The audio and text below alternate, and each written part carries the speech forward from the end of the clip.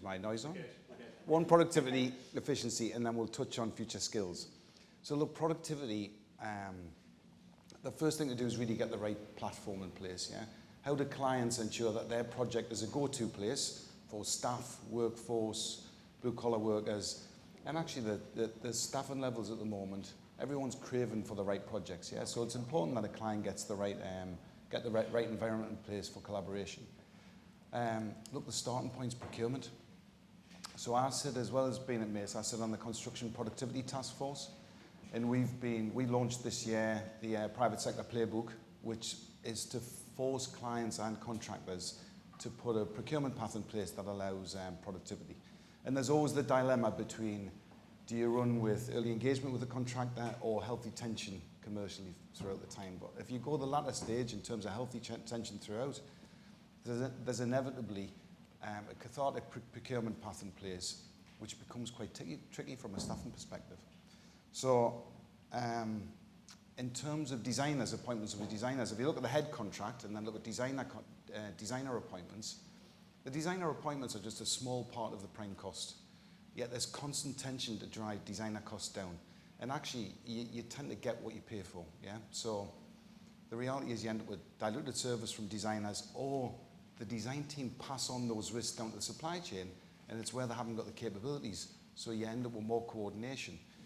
And actually, can you imagine just a life of perfect design and what that would mean to productivity on site in terms of workforce and staff, and actually procurement opportunities with supply chain in terms of how you can actually prefabricate or manufacture. The same goes for supply chain. How often do we see commercial teams that believe passing down risk to a supply chain member is the right thing because it protects you at head contract level? The reality is, put risk where it best sits. Does it best sit with the client? Does it best sit with the contractor? Or does it best sit with the supply chain? And I think there's far too much commerciality about that rather than sitting risk where it best sits. I've always said, I know there's a lot of the Mace team in today, I've always said getting the environment right on site from a productivity perspective. So there are certain moments of truth when you walk onto a building site.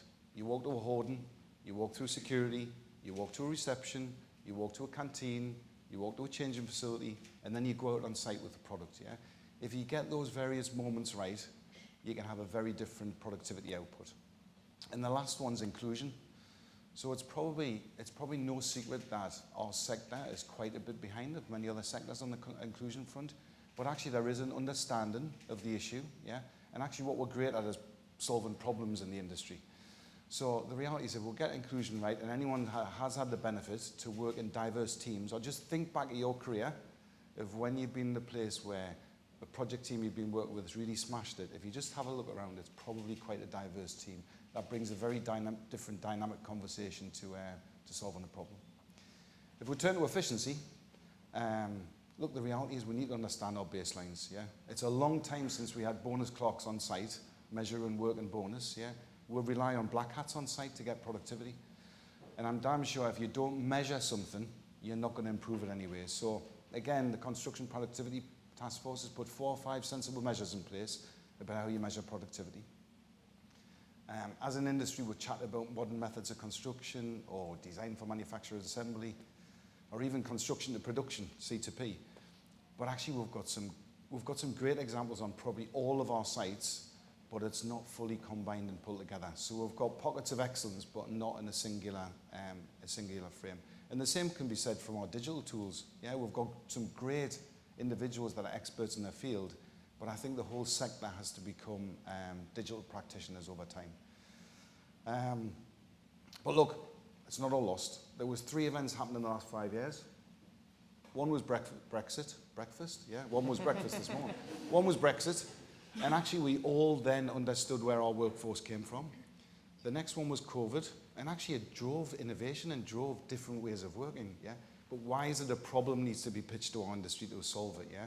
And then the final one was the conflict in Ukraine, and it's meant everyone's tried to tighten up. And then in terms of future skills, which there's far better people than me that can talk about future skills, but look, competency is diluting, yeah? You often see people going to do a basket weaving course at university these days, and next day they're a project leader, yeah? we need to make our industry attractive. Anyone that's worked in the industry for a long time, it is the best industry you'll ever work in terms of meeting very different people, yeah? So it's not a hard sell to actually join the industry. The tool belt of the future, construction leaders, you know, considering the digital tools out there now, they are going to have a different tool belt. So what skills are going to be needed in the future? And then not even to touch on robotics and AI in terms of where that's going to take us. So there's a lot of things going forward that's going to change productivity. The starting point is going to be measuring it. Thank you very much, Andrew. And please, not another pandemic before we get any more innovation. Yeah. I don't think I could take that. And we're going to go to Anna Bond next, who's Executive Director for Development at Grosvenor.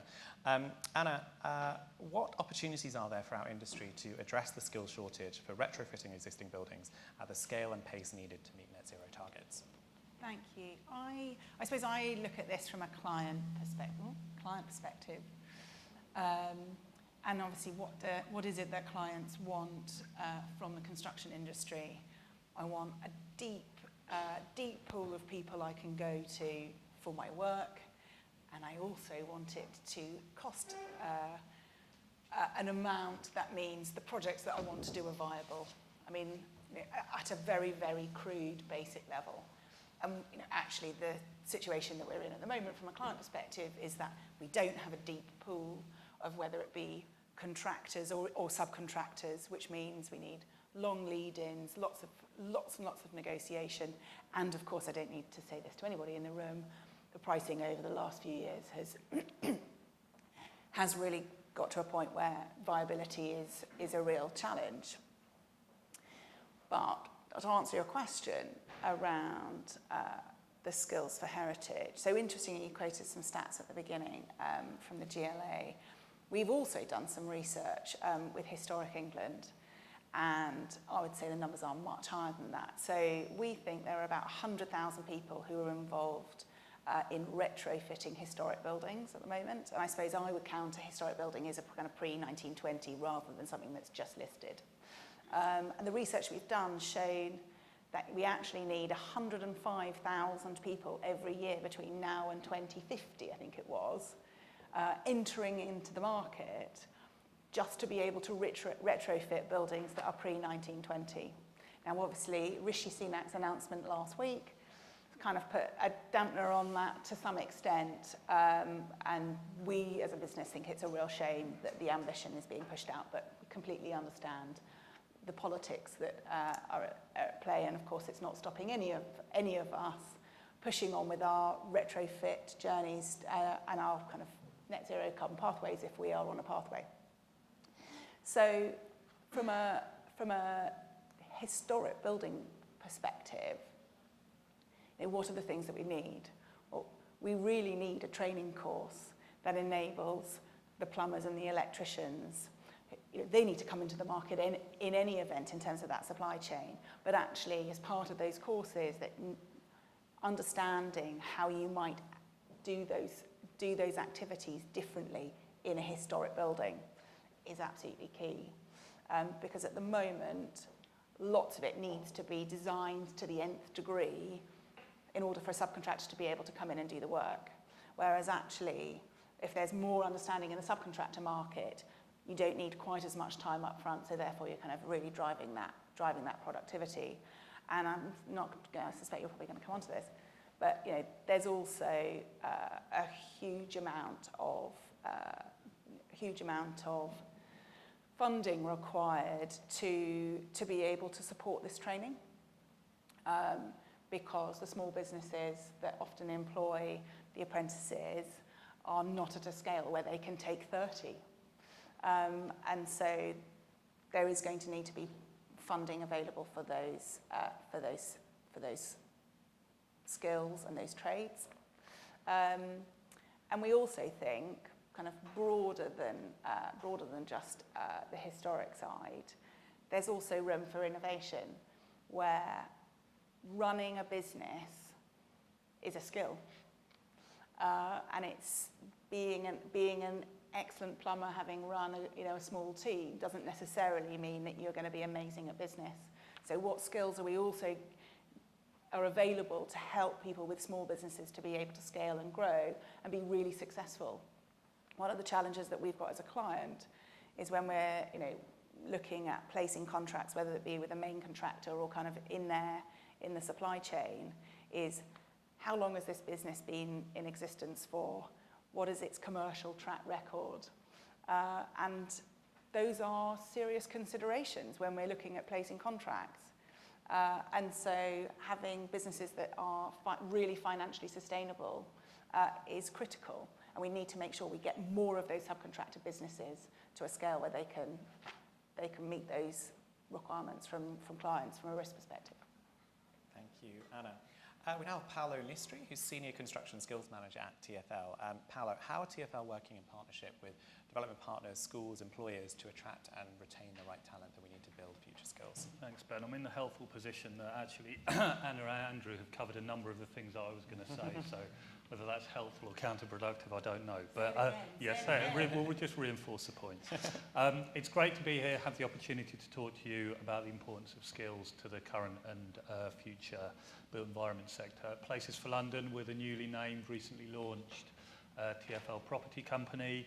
We've got a skills and education program that's been delivering at scale for a number of years. A couple of who are sitting in the front row there, contrary to orders.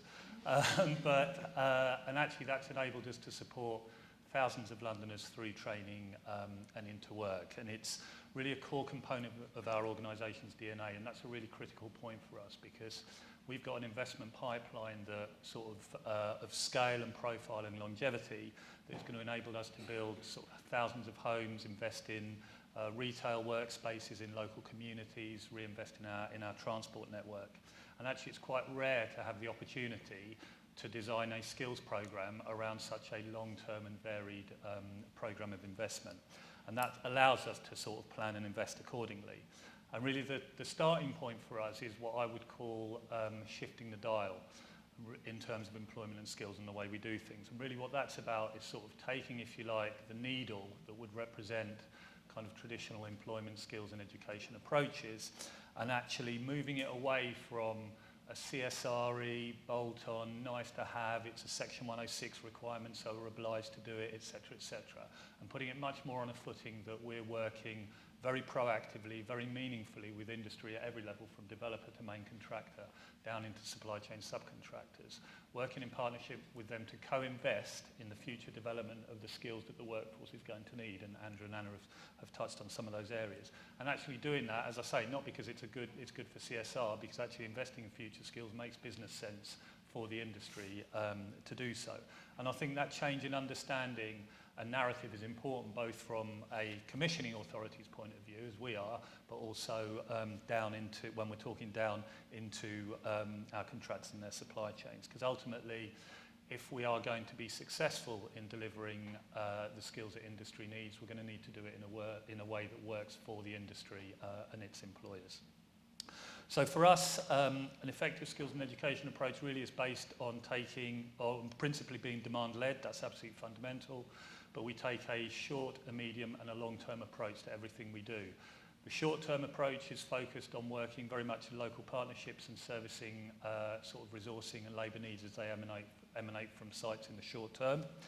The medium term is more about what are we doing to support those who are looking to embark on careers in the sector. So how are we maximising apprenticeships, how are we maximising sort of paid work placements, creating those platforms for young people to access the sector. But crucially, once they're in there, in those first sort of challenging months of that transition, what are we doing to help them sustain employment through that sort of challenging period?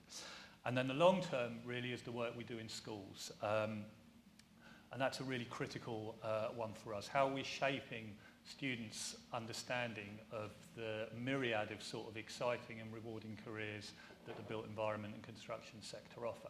And on the back of that, what are we doing to sort of shape the knowledge and the skills that they're going to need to make a successful transition into the world of work? So those are sort of the principles, if you like, of delivery. But Andrew's touched on this. Underpinning all of that for us is really the need to address what we would call barriers that underrepresented groups traditionally face to accessing or progressing in the sector.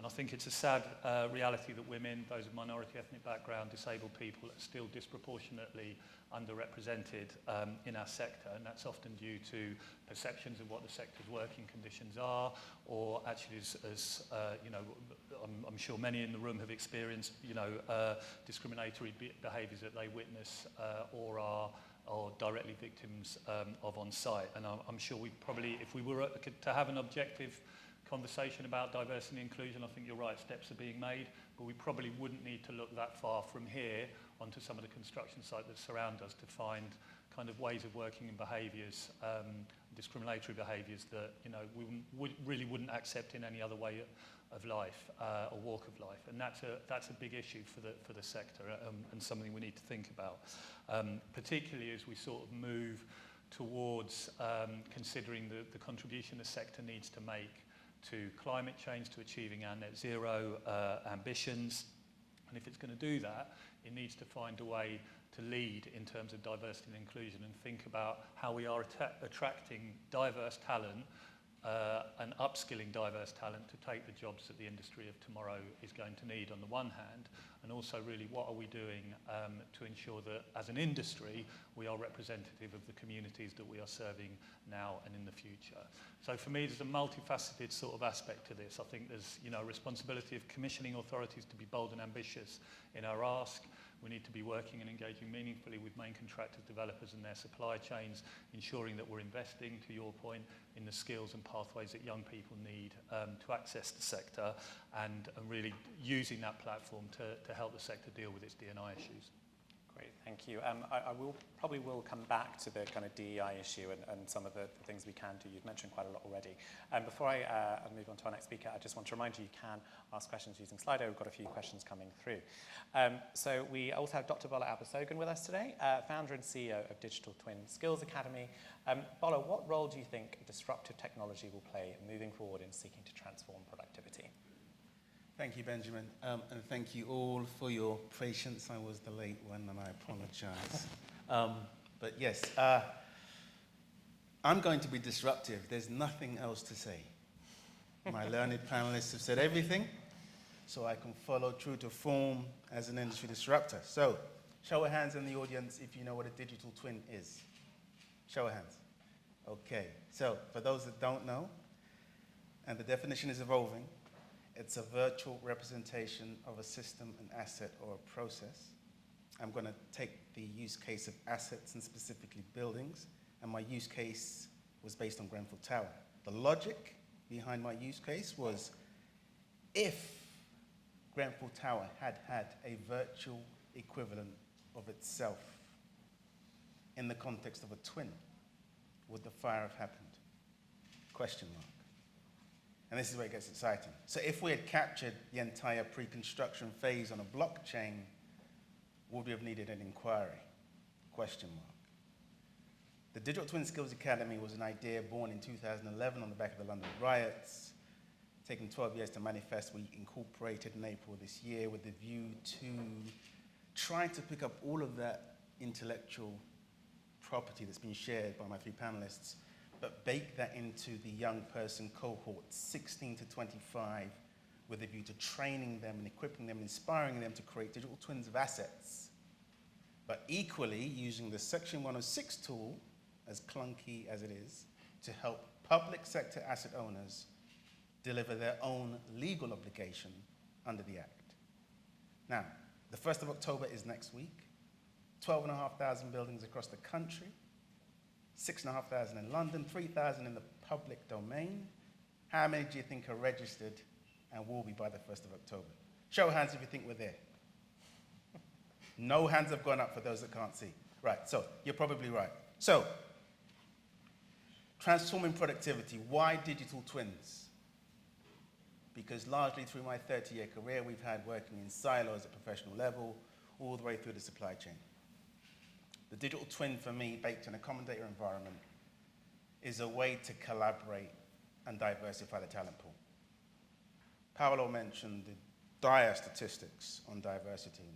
Just some facts that I also presented last week at City Hall. So women, according to 2021 census, women represent 14% of our numbers.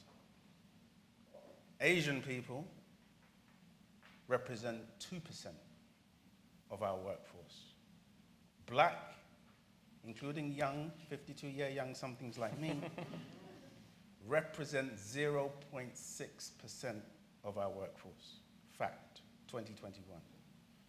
And that's not to say that everything that Andrew, Anna, and Paolo have said isn't correct. There is a burning desire, excuse the pun in the context of example, there's a burning desire to attract more to the sector.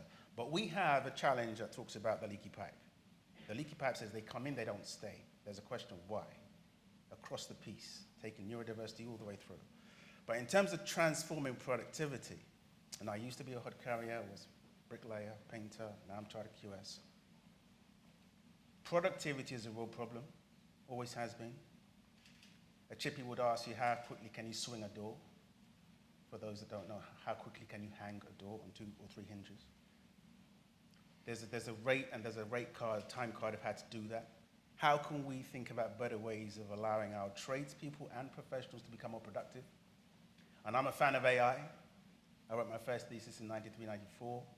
The fact that we're talking about it 30 years later excites me, but for the wrong reasons.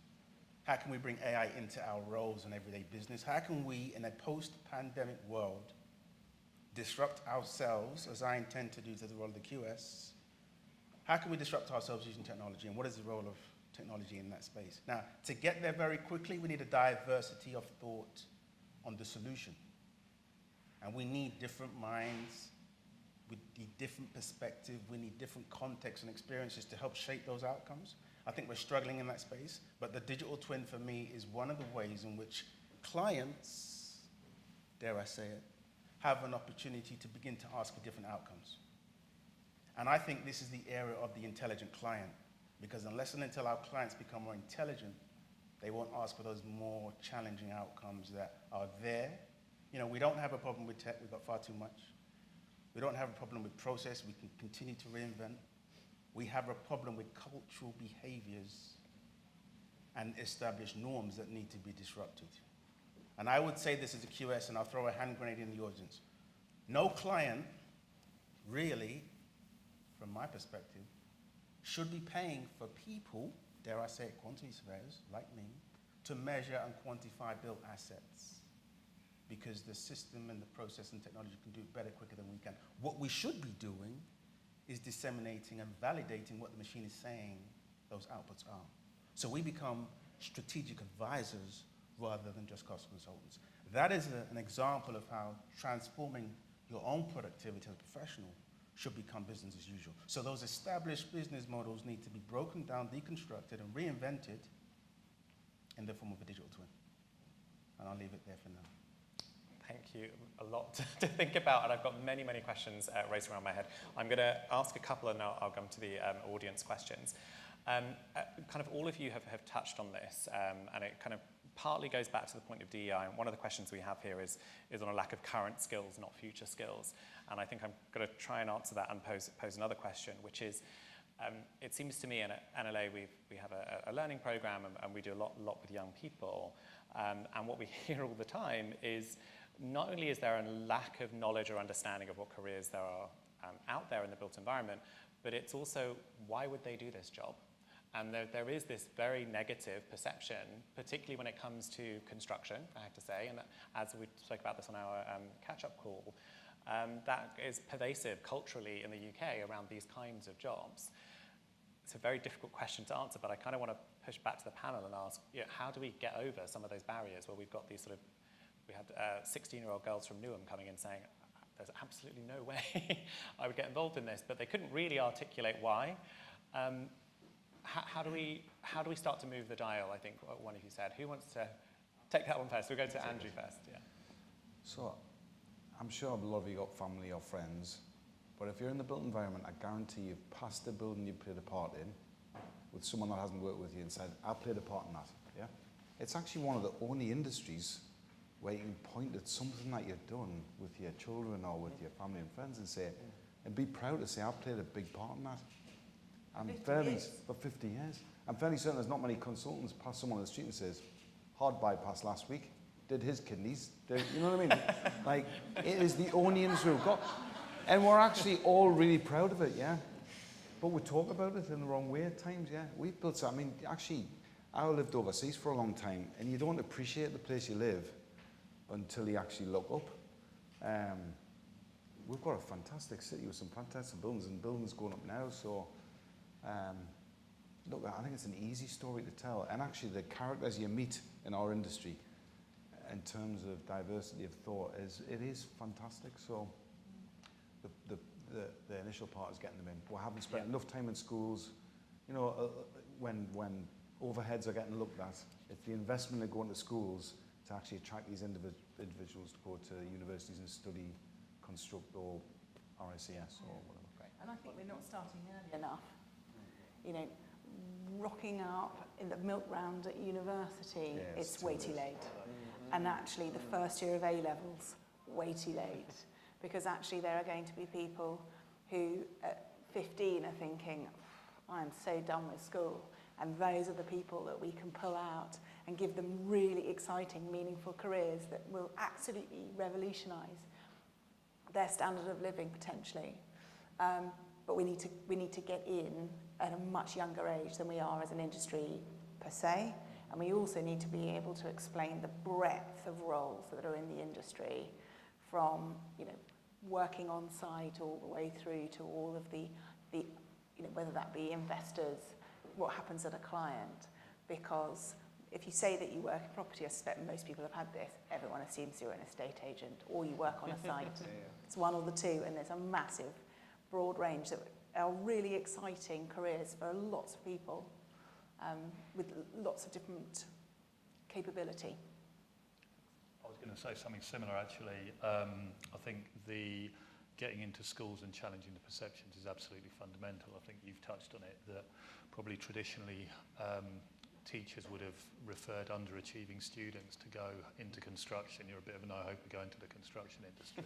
And really, I think informing and getting in, shaping information, advice and guidance that students have to give them the understanding of the huge number of exciting, rewarding careers that the built environment offers is an absolutely fundamental one. And Tom, who's sitting right in the front there, manages a program of ours that gets into schools and does exactly that. So it's effectively what I was talking about before, sort of shaping that understanding of the nature of the sector, what it can offer you as a career, and actually what sort of skills and knowledge are you going to need to be able to flourish and sort of transition successfully into the market. I would just say one word: gamification. Who plays Minecraft? Anybody play Minecraft in here? We need to bring Minecraft into construction. We can, and we actually can create careers out of it. So we need to bring that fun factor back, make it less sterile and less formal. It's a stressful industry anyway, but wouldn't it be nice to sit at your desktop and play Minecraft, but actually you're working on a real project? That's how I sell the DTSA, right, to young people, and believe me, it's immersive and sticky very quickly. Turn the client into an avatar. I think my son would bite your hand. That prospect, he really would. The GLA did that as part of their young people program, and I think, you know, and actually we offered for one of the winning teams for them to come and do a week's work experience. If I could ask everybody to go back to their businesses and offer more work experience, that would, even just if everybody in this role, all the businesses that are involved in this room, if everybody said, you know what, I'll find 4 people to go and do work experience who are not your godson. That would be amazing. Yeah, that's another big problem, isn't it? But absolutely, I want to pick up on a couple of points, just on the kind of exposing to careers and like, so through our learning program. Recently, we had a stonemason come in and talk to kids about you can be a stonemason in the city and fix gargoyles and earn £100,000 a year. I think everybody wanted to change careers and do that. We've also actually got a schools day as part of LREF. So you may have seen some kids in school uniforms from schools around London, and we've got a partnership with Harris Academies. I think there's a Harris consultant in the room. So we're very engaged in this, but definitely want to work with all of you on doing more of that. I'm going to move on. We've got a couple more questions. Now we've got all questions on schools. So I've got one question here that kind of links into the kind of young people's voices and how we kind of empower them. How do you facilitate spaces for young people to discuss productivity challenges and hear what future skills they want or need to ensure their views are included? So how do we kind of involve them in the conversation? I might start with you, Paolo, because it's sort of Again, I think it's going out and sort of having mechanisms and vehicles and spaces that young people are sort of comfortable in discussing. We've done a series of workshops. Was it Wembley Park, wasn't it? Yeah, with Wembley Park School, talking to young female students about what they would like to see from the built environment in terms of, public realm and how it was designed, etc., because it sort of current designs didn't make it a space that they felt necessarily particularly comfortable in, and that was some really exciting sort of proposals and ideas were tabled. And I think the idea of sort of going and speaking to young people, as I say, in a sort of an environment that they're comfortable with, is a really key sort of vehicle and platform for having some of those really productive and exciting and interesting and enthusing sort of conversations. Great. Any other thoughts on that question? I think just we take a lot of grads and apprentices on, yeah? And I think we're quite good at giving them a voice. So underestimate their voice at your peril, yeah? I'm thinking of, I've been in the industry for 30 years. The enduring relationships I've had, and it's quite a relationship-based industry, are those of people that I met at university, that are at senior levels in other organizations now. It's amazing the go-to people you have. It tends to be those that you make the relationships during your early 20s that stand the test of time. So we connect people in grads and apprentices and Mace to other parties quite early in their careers and watch them thrive. Engagement of young people is a challenge that we have as a society, not just in relation to construction and skills. One of the things we've done is we've created the Mayfair Youth Forum, which we invited people from underrepresented backgrounds who live in Westminster to be part of that. Now, of course, we've used it as an opportunity to show them about our development opportunities, get their viewpoint that obviously we then can use and take to Westminster. But we've also used that forum as a kind of broader forum around asking their views. And so having these forums, whether that be in your own organisation or within the communities that you work, having access to people who you actually have built up quite a good relationship with. One of the challenges from a planning side we have is it's the same people who moan about every application, and they have very loud voices. And actually what you want is a much broader range. They don't need to agree with me, but we need a broader range of views rather than it just coming from the two very vocal people who are vocal on everything. So that broad engagement is really important.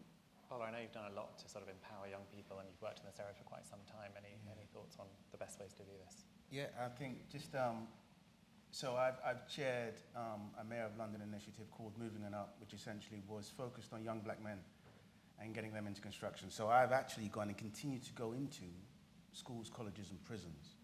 And I mentioned the prison piece because there is a cohort there of talent, some of which shouldn't be in there. They've ended up in that space for whatever reason, real talent, and I think those conversations sometimes need safe spaces. They can be as simple as a WhatsApp group, right? We need to think differently about engagement in terms of going for the higher echelons of the quality in that talent pool. I'm focused on the lower levels because I believe everyone has a second chance or deserves a second chance. But also, when we talk about the diversity challenge, I hope that's not my phone. It's not my phone. We need to be exciting in terms of how we engage. But I think, largely I'm focused on that underrepresentation piece because, at all levels, we're still struggling. And I don't consider myself a role model, but I do know I need to put myself out there. And I challenge others in my peer group to do the same thing and go back to old school. I went back to my old school in 2019, Daubney and Hackney. And the first question from the young people was, are you an estate agent? Well, that's where I had to just correct everybody. No, and that's the whole point. The whole interpretation of what surveyors are, chartered surveyors are, etc., it seems to default to estate agent. So there's a whole education piece there as well that we need to pick up on. They usually ask, how much do you earn? Yeah. But I think that point is... That's one way, of course, of getting them interested. Yeah, that is true, Exactly that is right. true. Exactly. I think that is a really interesting point. We have another example. I don't think Bhakti DePala is here from the city, but she led a planning session with a group of young people. And we had a group of, I think it was sort of 4 or 5 young Muslim girls from Newham who came up and said, how did your parents let you do this? And we're really surprised basically to see someone like them from their background in planning. I didn't really even know what planning looks like. So to Bola's point, if you are a black man or a boy in a tutu, or it's quite good to actually get out there and show people what you can do and actually have this be an option for people. I've got time for probably at least one more question. I've got a question here which is, a lot of challenges in the last year for some big MMC players. Is it still seen by the panel as a solution to productivity skills issues? What's next? Can I start? Go ahead. Sweet spot. Whoever asked that question, thank you. Do you plan MMC. someone? Yeah. MMC, modern methods of construction. Modern methods is not just about prefab, it's about process. It's about culture, it's about understanding, it's about conversations. Right? So modern methods for me is more than just the output and outcome. But I can tell you this, we're not going to get to net zero by any stretch of that definition without digital twins. And the manufactured process of the outcome, be it hospital, office, block, or whatever, will have a twin on completion in my world. And that digital twin takes the whole client relationship beyond practical completion and into whole life. And that's where we get to talk about net zero and decarbonization. So I think MMC has a role to play. In terms of skills, we need to disrupt ourselves. Frankly, technology is running down the road. A lot of us are standing still at best. Some are going backwards in reverse. And the young people are saying, actually, is that the best way to do it? They're challenging us. And if we don't embrace that challenge, we'll continue to stagnate. So I think modern methods in its wider context is not just about prefab and modular homes. And as for the Kateras and Ilke Homes who have failed, I think it was largely a consequence of the business model, not the market appetite. And there's a complete distinction between those two conversations. But yeah, I'll start. Andrew? I mean, actually, I'd reinforce everything you've said. And actually, it comes back to some of the youth that's coming through. Yeah, if I want to engage my son, I've got to put Turtle Beaches on, play on an Xbox, yeah? I think that the one thing that might stifle that going forward, we'll have to be concerned about, is cash at the moment is worth something. It didn't used to be. So if you aren't going to invest in terms of changing process and prefabrication, it does mean an upfront investment, yeah? And at the moment, clients holding cash in the bank is actually worth something in terms of interest. In the past, it wasn't. So we need to unlock that somehow, and we'll have to be careful that things don't stifle a little bit because of the investment it's going to take. Sure. Hello, Anna. No? I think it's a really interesting question. I mean, Bola's covered a lot of it already. I think from sort of a purely skills point of view, I think it's interesting to sort of look at what MMC is going to, or how it's going to impact on the skills profile. Is it going to, for example, lead to a polarisation of skills? And we sort of need to sort of think about that a little bit. But equally, in picking up a point you made earlier on, I think it's a critical opportunity for us to be reaching out and really seeking diversity of thought and diversity of young people coming through into the industry. And I think the big one for me is modern methods of construction can mean a lot of different things to a lot of different people. And actually translating that particularly from a sort of skills training qualifications framework point of view into practical programs that people can be trained in is a notable challenge, because I think it's probably fair to say that the sort of the skills landscape, if you like, the qualification frameworks often lag behind. I think it's to your point, often lag behind the pace of technological development of the industry. So, you know, I think it's to be welcomed certainly, but there are some challenges in terms of how that translates practically into skills programs and what we can do.